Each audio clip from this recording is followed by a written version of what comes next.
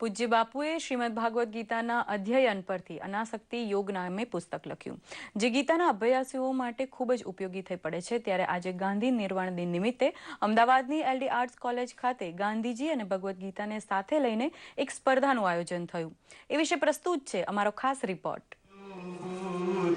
રાજ્યભરની વિવિધ 6 યુનિવર્સિટીની 21 કોલેજોમાંથી 97 સ્પર્ધકો આજે અહીં ઉપસ્થિત થયા છે।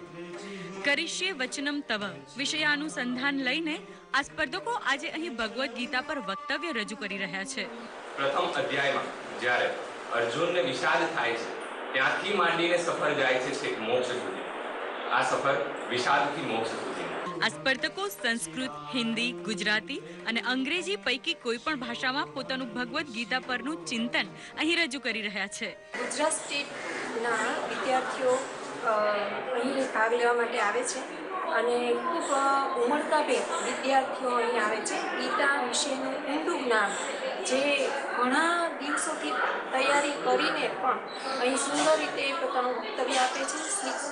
ગીતા શ્લોક કંઠસ્થ કરી અને તેમનો ભાવાર્થ પણ તૈયાર કરી અને અહીં મોઢે બોલે છે અને એ રીતે ગીતાના ઊંડું જ્ઞાન એમને પ્રાપ્ત થાય છે અને એમના જીવનમાં પણ એ ઉતારે છે।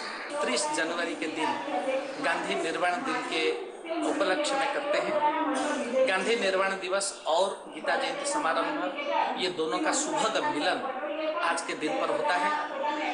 गांधी बापू का सबसे प्रिय ग्रंथ गीता था और गीता के साथ वो हमेशा ओतप्रोत जड़ित थे और इसीलिए हमने गीता जयंती समारंभ को उनके निर्वाण दिवस के दिन पर ही रखा है और मार्गशीर्ष महीना का शुक्ल पक्ष एकादशी तिथि के दिन हम विषय निर्धारण करते हैं और गांधी निर्वाण दिवस के दिन हम कार्यक्रम का आयोजन करते हैं।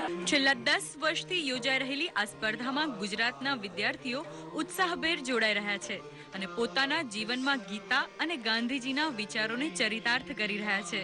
અમદાવાદથી દૂરદર્શન માટે ઋષિકુમાર પંડ્યાનો રિપોર્ટ।